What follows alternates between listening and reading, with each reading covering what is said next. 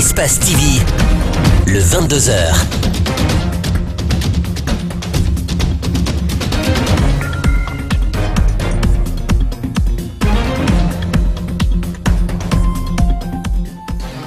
Bonsoir à toutes, bonsoir à tous, bienvenue dans le 22h au sommaire. Vous êtes sur Espace TV, merci de nous choisir. Bienvenue dans le 22h au sommaire. 1er novembre 1958, 1er novembre 2018, l'armée guinéenne a 60 ans, pas de fête cette année. Les autorités ont décidé que ce centenaire soit célébré sobrement.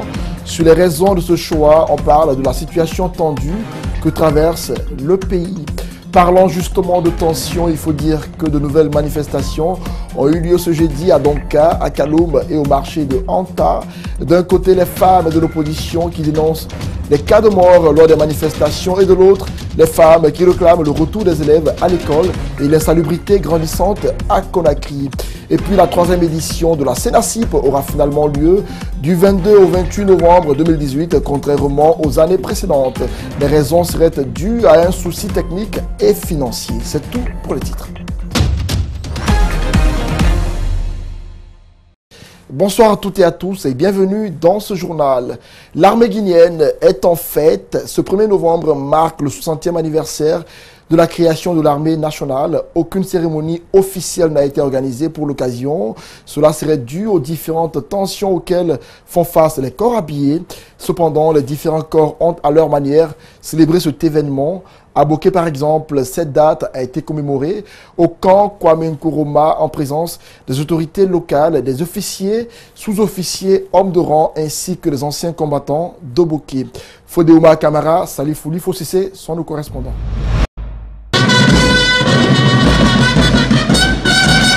Au lendemain de l'indépendance de la Guinée, c'est le 1er novembre 1958 que l'armée guinéenne a entrepris sa marche sous la direction des officiers et sous-officiers venus au secours de leur pays. Ils ont renoncé les privilèges dus à leur rang dans l'armée française pour se mettre à la disposition de la nation tout entière. Depuis cette date, les forces armées guinéennes ont décidé d'effectuer la pacification dans plusieurs pays à travers le continent.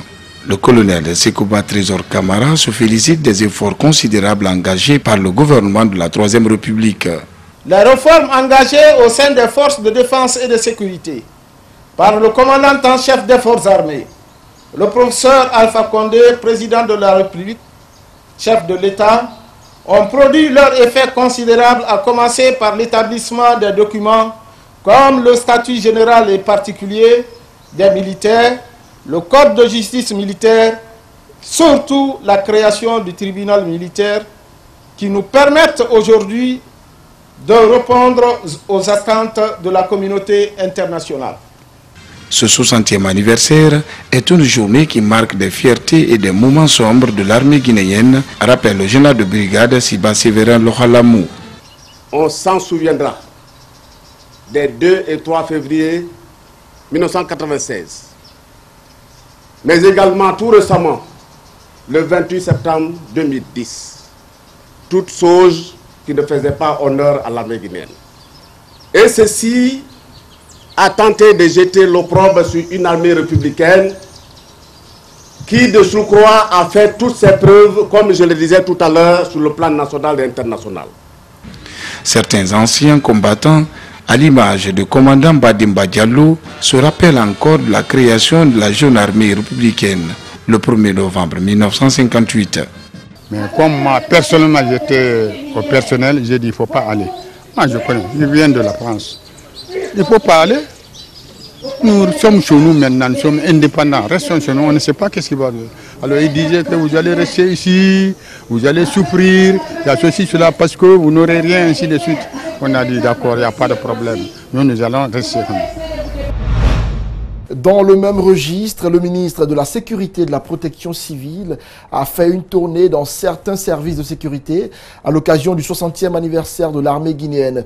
Partout, Alpha Ibrahima Keïra a exhorté les policiers au respect de la loi et à plus de persévérance. Djibril Ba, Abdoulaye Kamara. C'est une fête célébrée avec modestie, mais la joie est à la hauteur des 60 ans de l'anniversaire de ce corps armé. Ce moment a marqué le début d'une tournée que le ministre de la Sécurité et de la Protection civile a effectuée dans les services de sécurité relevant de son département. À la protection civile, Keira a dit ceci. Nous sommes en train d'éradiquer la criminalité et le banditisme. Et nous savons également que les sapeurs-pompiers sont en première ligne dans la lutte pour éteindre les feux ça et là. À la CMIS d'Anko 5, en passant par celle de la Kamayenne, la brigade anticriminelle de Kenya, le ministre Keira a véhiculé quasiment le même discours. Une allocution dans laquelle il invite tous les hommes en uniforme d'accomplir leur mission convenablement, suivant les principes de leur profession. Les mœurs doivent être récompensées. Donc, redoubler d'efforts, d'abnégation, de zèle, de dévouement au service des brigades anticriminalité.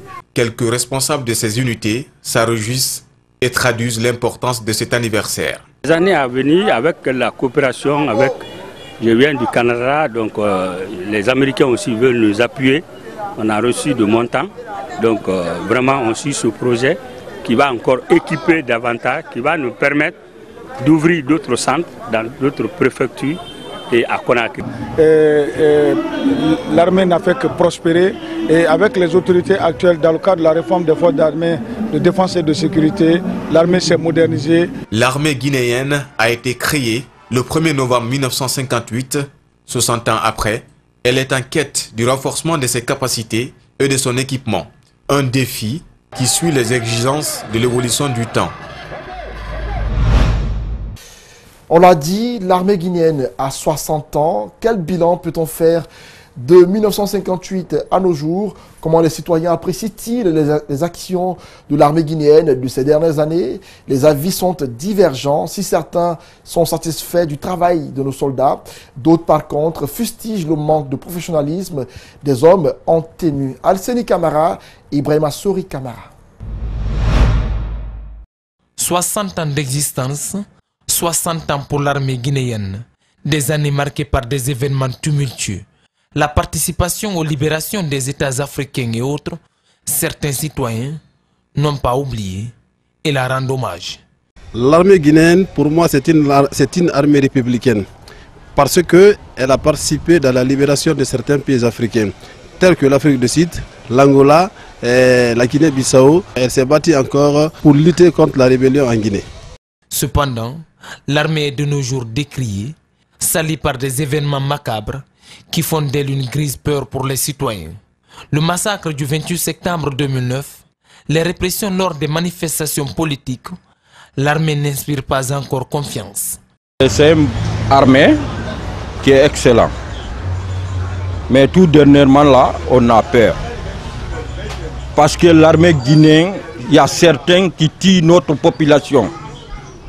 C'est comme on nous prend comme nous ne sommes pas des Guinéens. Sinon, armée avant, vers 85-87, c'est de bonnes armées. Mais actuellement là, on a peur de l'armée guinéenne. Qu'attend ce peuple de son armée? Moi, je le souhaite de changer leur comportement. Sur un plan tout autre, économie, la Guinée vient de faire un bond dans le classement Doing Business 2019 de la 153e place l'année dernière. Le pays occupe désormais la 152e place sur les 190 économies du monde. C'est un rapport de la Banque mondiale qui est rendu public chaque année. La Guinée entre ainsi dans le top des pays les plus réformateurs en Afrique, en compagnie du Rwanda, de la Côte d'Ivoire ou encore du Togo. Sur les raisons de ce rang occupé par la Guinée, je vous propose de suivre cet élément de reportage que nous signent Mamadou Boy Diallo et Abakardine Camara. La Guinée fait une progression d'un point dans le classement Doing Business 2019. Le pays se classe 152e sur 190 économies du monde, contrairement à l'an dernier où il occupait la 153e place.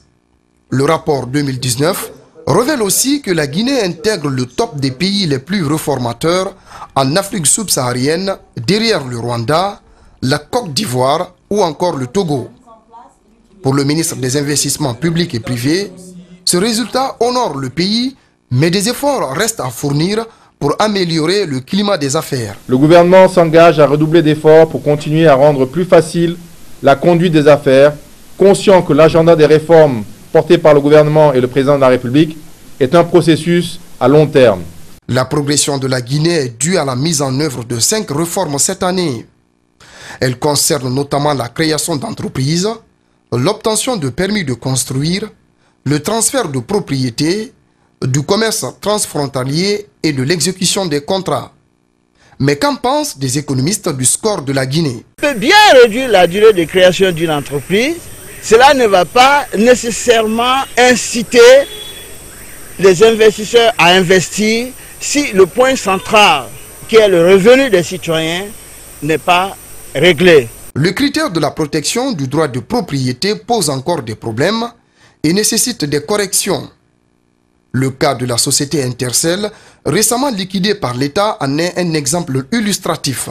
Que devient la créance des anciens créanciers de Intercell alors que la société est liquidée? Pour la 3e année consécutive, les pays d'Afrique subsaharienne ont établi un nouveau record avec 314 réformes réalisées dans 128 économies. Le Rwanda arrive en tête avec 7 réformes, le Djibouti et le Togo 6 réformes, la Côte d'Ivoire, le Kenya, le Gabon ou encore l'île Maurice 5 réformes. Comme annoncé dans les titres, nouvelle marche de l'opposition, nouvel empêchement par les forces de sécurité. Cette fois, ce sont les femmes de l'opposition républicaine qui étaient dans la rue ce jeudi pour, disent-elles, montrer leur désapprobation face aux nombreux cas de mort enregistrés dans les manifestations politiques. Cette marche, qui devait débuter à Donka pour se terminer au ministère de la Sécurité, a été malheureusement empêchée par des femmes en uniforme. On a pu donc assister à des bousculades entre femmes. Contraintes de rebourser chemin, les manifestantes n'entendent pas s'arrêter là. Elles comptent aller jusqu'au bout. Mohamed Valek Touré et Ali Ouba étaient de la partie. Donka, lieu de départ de la marche.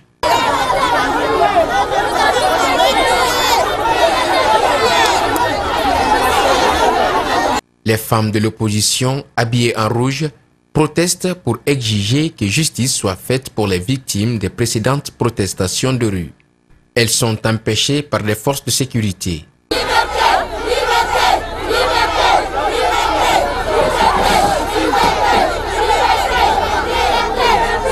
sort pour aller faire une doléance, pour demander, on a un mémorandum qu'on doit déposer au ministre de la Sécurité, qu'il fasse justice, qu'il nous montre qui tue nos enfants. Elle devrait partir de l'hôpital Donka pour le ministère de la Sécurité. Mais les protestataires ont été contraintes de faire leur marche jusqu'au niveau de l'autoroute. Les femmes gendarmes déployées pour le maintien de l'ordre ont pu remplacer leurs confrères.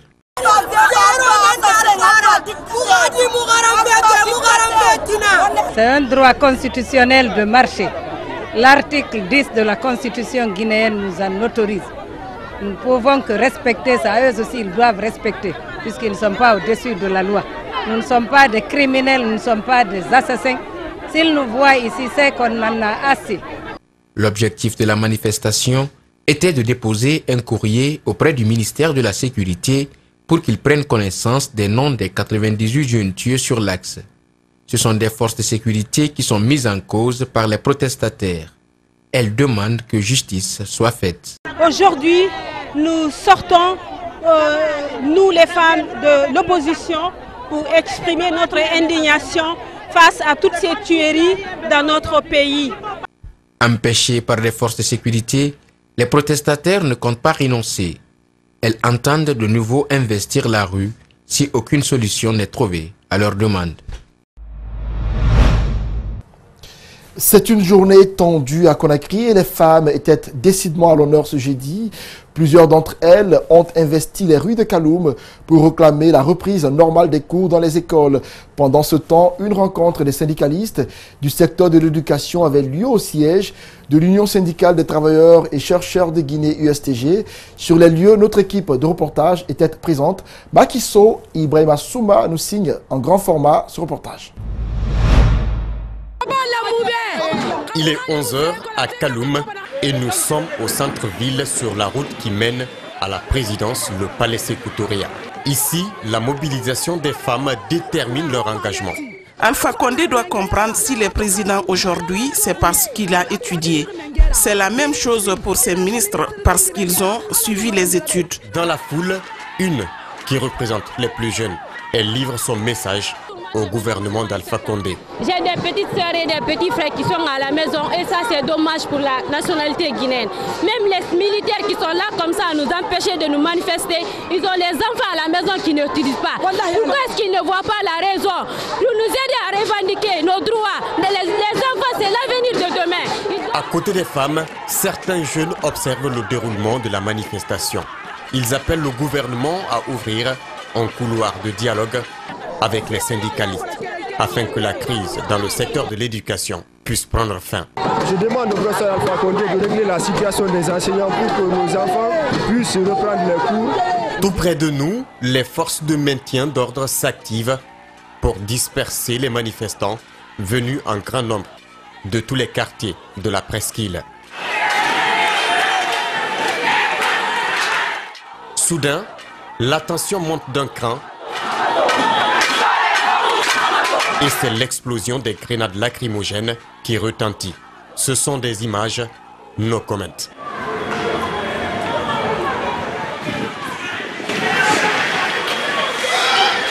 Au même moment, une réunion se tient du côté de l'Union syndicale des travailleurs de Guinée, USTG, pour évaluer la situation. Selon le chargé de communication du SLEG, syndicat libre des enseignants et chercheurs de Guinée. Au moment où nous quittons les rues de Kaloum, voici comment elle se présente.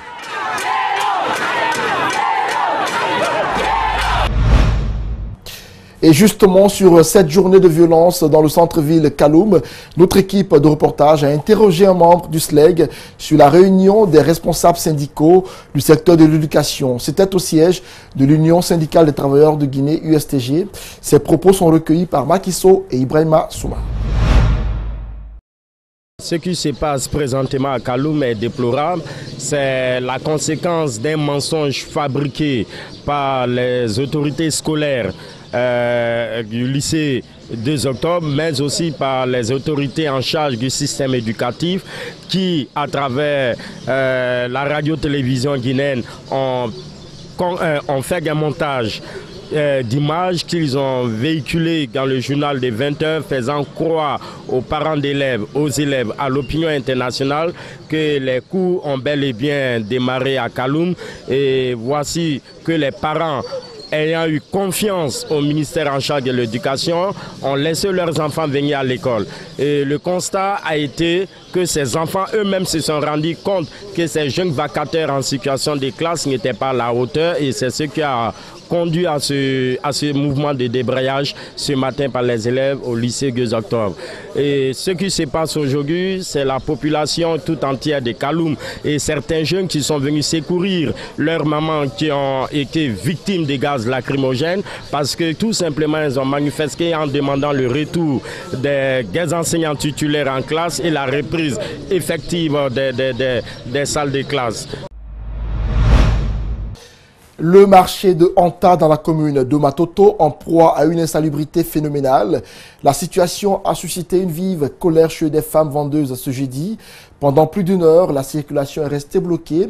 Avec l'aide des jeunes, elles ont barricadé la route pour interpeller, disent-elles, les autorités communales sur cette situation. À coups de gaz lacrymogène, la police est parvenue à disperser la foule. Aucun blessé n'a été enregistré ni de dégâts importants. Nos reporters Mohamed Damaro Kamara et Gibril Kabak Kamara y étaient. Suivez. Une partie du marché que l'on voit à peine à cause de l'épaisse fumée suffocante qui se dégage des ordures. Cette situation perdure depuis 4 jours. 4 jours de galère pour ces étalagistes et boutiquiers qui ont été contraints de fermer leurs échoppes. Tous les quartiers environnants viennent déposer leurs ordures ici. Très souvent, nous sommes obligés de pousser les déchets à l'aide d'une pelle pour retrouver notre place. Cela fait 4 jours que ces ordures sont en train d'être incinérées. Nous n'arrivons pas à écouler nos marchandises depuis. Ils sont incapables de nous débarrasser de ces immondices. Soutenus par les jeunes, les femmes ont érigé des barricades empêchant la circulation pendant plus d'une heure. Il a fallu l'intervention de la police pour désencombrer la route. Les femmes se sont revoltées à cause de ça. Ils ont fait sortir les ordures sur la route. Mais nous avons cherché à sensibiliser les femmes pour qu'ils acceptent. Vraiment, un jour viendra, on va enlever les ordures là. Mais déjà qu'il y a le feu sur les ordures, il n'est pas facile que la machine vienne ramasser. Donc on est obligé maintenant de protéger le feu là et les véhicules qui passent. Il y a des véhicules qui utilisent l'essence. La chaleur là, ça peut créer encore un autre problème sur les véhicules de passants. C'est pourquoi nous sommes là. À Anta, la route a cédé aux ordures. L'emplacement du dépôt a toujours été décrié par la population. La poubelle de Conakry n'assure plus le ramassage de routine depuis un bon moment. Avant la fête de l'indépendance, ils sont venus, ils ont ramassé. D'après ça, non. Et pourquoi ça s'est arrêté? Point d'interrogation. Quand on part à l'ANESP, voir la direction de l'ANESP, on nous dit, ah bon, ils vont passer demain, ils vont passer demain. Et à SPTD, la même chose. L'inspecteur général de poubelles de Conakry nous a confié qu'ils attendaient l'extinction du feu pour débarrasser le marché de ces déchets. Les femmes ont elles aussi promis de reprendre les manifestations si les ordures ne sont pas ramassées. Comme annoncé dans les titres, la 3e édition de la Semaine nationale de la citoyenneté et de la paix, Sénasip, est-elle compromise? En tout cas, elle n'aura pas lieu cette année à la date habituelle, c'est-à-dire du 1er au 7 novembre. Elle aura lieu du 22 au 28 novembre, selon un communiqué du ministère de la citoyenneté et de l'unité nationale. Pour justifier ce report, on parle de raisons techniques et financières. Vous le savez certainement, le ministre Gassama Diaby ne sera pas au premier plan dans l'organisation de la Sénasip. Il a décidé de se mettre en retrait. Mamadou Kalisso, la Minsila. Le budget dédié à l'organisation de la Semaine nationale de la citoyenneté et de la paix a été écarté lors de la dernière loi de finances rectificative pour des raisons inconnues. C'est ce qui explique le report de son organisation à la dernière semaine du mois de novembre. Selon le président du comité national d'organisation de la Sénasip, des tractations seraient en cours au ministère du budget pour résoudre le problème. Je crois que les garanties sont suffisamment données aujourd'hui pour dire que nous sommes à mesure que nous allons obtenir probablement le budget demandé.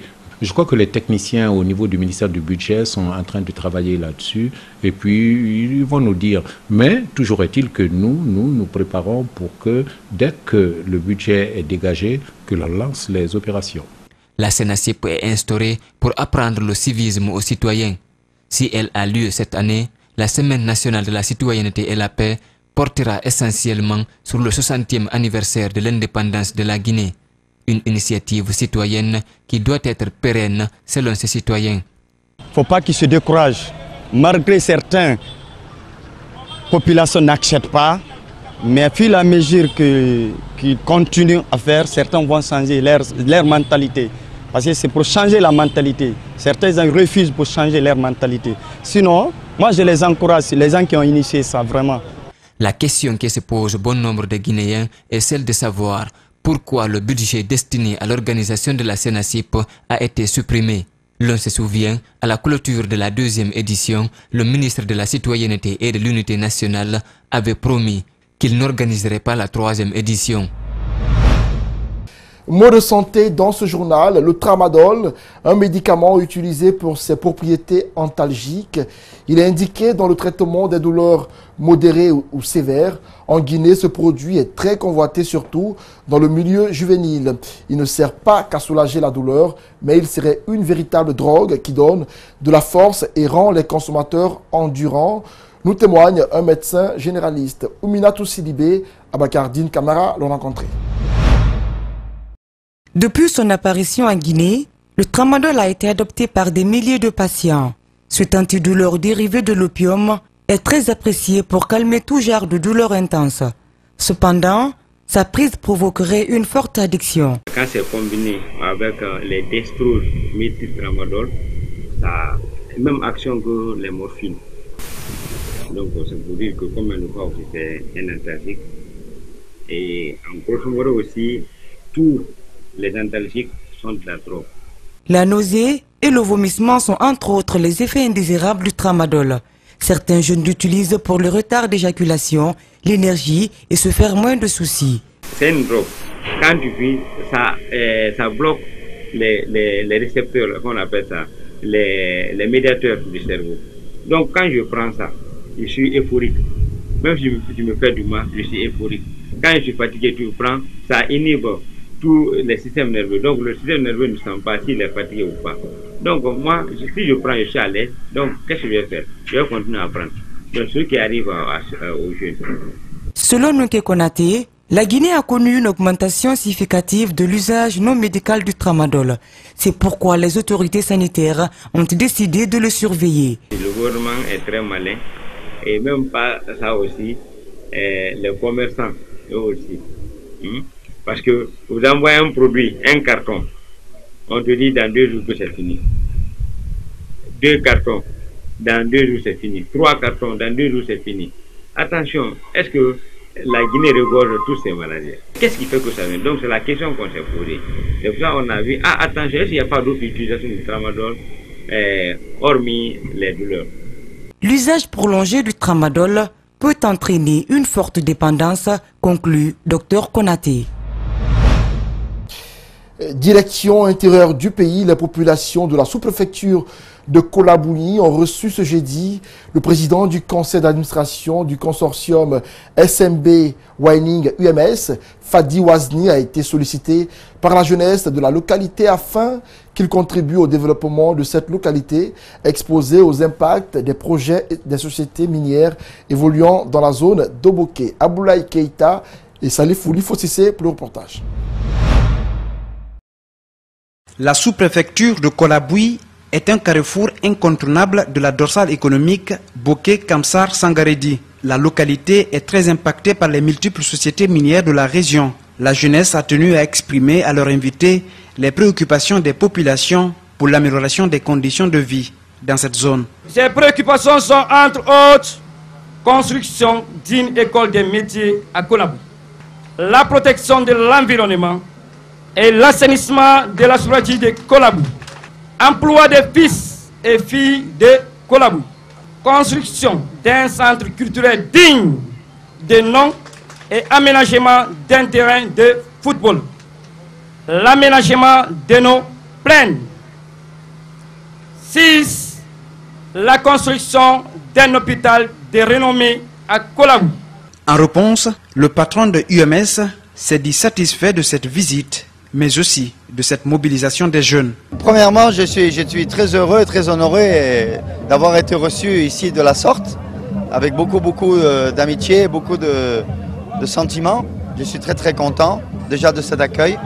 Et je trouve qu'il est légitime de la part des populations d'avoir des demandes, et c'est à nous d'essayer de comprendre quelles sont leurs aspirations dans le cadre du développement de notre projet. Donc il faut établir le dialogue. Donc le dialogue est établi. Nous allons naturellement répondre à certaines de leurs préoccupations les plus urgentes. Appuyer l'État, c'est l'idéal que se fixe le président du conseil d'administration du consortium SMB Winning. Et là-dessus, il promet sa part d'appui à cette localité. Vous savez, dans toutes les zones de développement économique, les entreprises participent également n'est-ce pas, au développement socio-économique. Vous avez en France, les grandes entreprises font des fondations, vous savez, ils font des musées, ils font des centres culturels. Nous devons aussi, ça fait partie de notre responsabilité sociétale et environnementale. Ce n'est pas, il y a des choses qui sont bien sûr de la responsabilité de l'État, je laisse le soin à l'État d'y répondre. Il y a des choses sur lesquelles nous pouvons intervenir, nous venons pour intervenir. Assurer des actions communautaires concrètes et des appuis sociaux constitue un quitus qui permettra à tout projet d'asseoir un climat de quiétude autour de ces zones d'opération. Toujours à l'intérieur du pays, dons de forage d'eau et d'une somme destinée à la culture vivrière des sous-préfectures de Mambia et de Frigiagbé, offerts par la Société des compagnies de bauxite Russal. Ces dons devraient aider à l'amélioration des conditions de vie des populations de ces différentes localités. Abdourahmane Ba et Mohamed Al-Hussein Kamara. 6 forages d'eau et une somme de 5 millions de francs guinéens sont mis à la disposition des populations de Mambia et de Frigiagbé par la Société Russal Guinée. Ces forages implantés dans cette localité ont déjà produit des résultats. Depuis que nous avons des forages, il n'y a plus de maladies ici. Avant, l'eau n'était pas propre et on était tout le temps malade. Les 5 millions sont destinés au groupement des femmes pratiquant la culture vivrière. Elles promettent d'en faire bon usage. On doit travailler et doubler l'argent là. Inch'Allah, l'année prochaine, vous allez trouver qu'on a beaucoup fait. Puisque nous faisons la tomate, nous faisons le gombo chaque année. Si Rusal envoie, on doit multiplier nos bénéfices. Nous sommes très ravis, vraiment.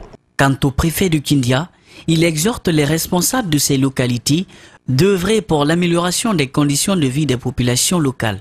J'enjoins également Madame et Monsieur les sous-préfets de Frigiagbé et de Mambia d'œuvrer pour la garantie à longue durée d'action des services sociaux de base. Depuis son implantation à Kindia, la société Rusal continue d'œuvrer pour l'épanouissement des citoyens de cette région. Et voilà comment s'achève cette édition d'information. Merci à tous ceux qui l'ont suivi. Que Dieu protège la Guinée et les Guinéens. Au revoir.